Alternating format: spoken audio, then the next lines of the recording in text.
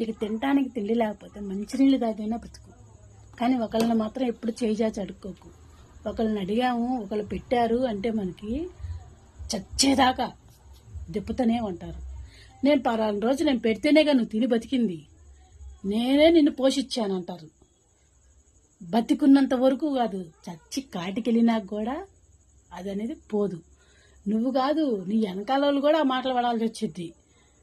నేను పెడితే పలానా రోజు నువ్వు తిని ఇట్లా బతికావు, మీ అమ్మకి నేను పెట్టానురా, నేను చూశానురా, మీ అక్కకి నేను పెట్టాను, నేను చూశాను అని అంటారు. పాచి పని చేసుకునైనా నీ కష్టం నువ్వు తింటావు, కానీ చేయి మాత్రం ఎప్పుడు ఎవరిని అడక్కు.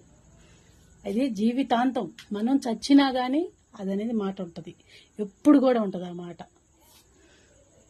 మంచినీళ్ళు తాగి బతికినా మన ఇంట్లో మనల్ని ఎవ్వరూ మాట్లాడరు, కానీ చేయి చాచడం మాత్రం తప్పు.